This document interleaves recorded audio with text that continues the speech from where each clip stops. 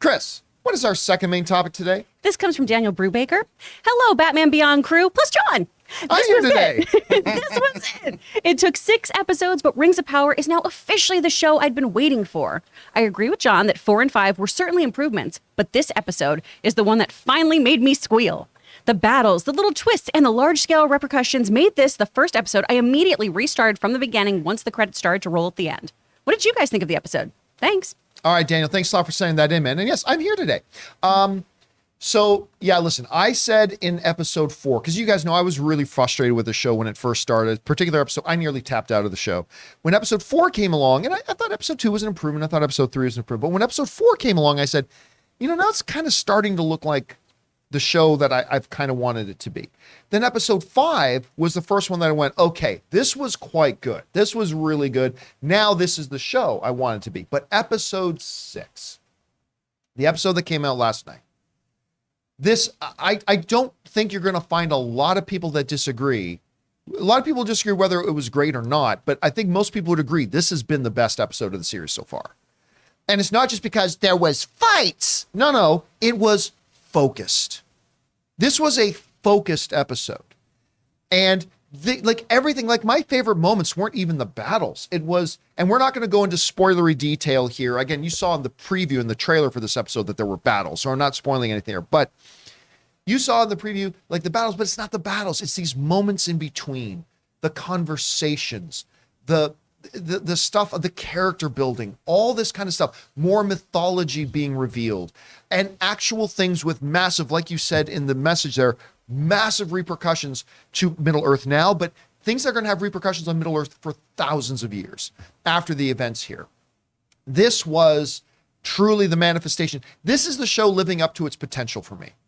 And it's a shame that it took 6 episodes to get here. Well, I mean, it started to get there in episode 5 for me, but still, I'm in complete agreement with you. I was finally at the end of an episode of Rings of Power, I was positively giddy. At the end of episode 5, I was just super relieved. Okay, finally, it looks like they're finally starting getting their shit together. But this was the first one that it ended, and I was just filled with glee. I was super happy with it, very, very excited about it. Again, overall, it needs to finish strong. It has to finish strong. Because right now, if the series were to end right now, yeah, this episode was great. But overall, if it ended right now, it's okay. It's okay at best. So if they can now finish this out in the final 2 episodes and finish out really strong, it can turn the tide on that. Maybe it will, maybe it won't, we don't know. But I thought this episode was something pretty damn special. Are there Chris, 2 or 3 more? What's that? I think there's 2 more. Is 2 it? more. Yeah, 8 episodes, right? Yep. And that was episode 6. Or is there 9? I think it's there's 8. Okay. Anyway, Chris, I know you haven't had a chance to watch this yet. No. Instead, Taylor and Amy took me and all of our partners out to go see Bros last night since we've had a really hard week and are going to have a hard weekend. So they took us out to go have a nice time. But I'm really excited to see it. And thank you, Fangblaze, for giving me the heads up that there's eye violence in this episode. Not looking forward to that. I forgot about that. Yes, yeah. There is definitely eye violence. There's just going to be a moment, Logan, where you're just going to have to, help cover me out. Your eyes. Yeah. They're so big. I live in fear all the time. These are just waiting to get stabbed at any moment. Anyway, Rob, you had a chance to see the episode. What do you think of it? It was spectacular. We got a spectacular. What? Spectacular. No, I mean you can't go wrong. But here's my thing about there's a lot of stuff that happens in this episode, and a lot of, like you said, ramifications that have thousands of years of ramifications to it. Which I don't know if I'm totally on board with what they're doing, what they did in this episode. But I will say this. It did one of my favorite things without spoiling anything. I know. Don't put up the spoiler sign. I'm not going to I'm just going to say. Jonathan's got his finger on my finger right now. My finger's just twitching. I always love, there's a trope. I always love when you think something's going to happen and you're leading up to this thing and you walk in there and then what you think's going to happen. How do I say this? And no one's there. It's like you throw a party and nobody's there. You're waiting for the party to happen. I love that.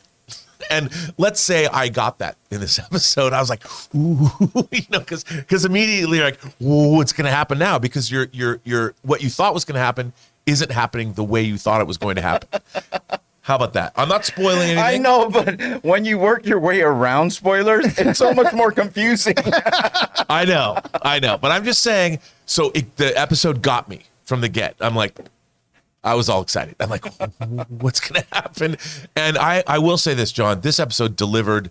It was an hour's worth of wonderful TV. Like you said, I watched this hour-long show. 70 minutes. 70 minutes. I was giddy with excitement.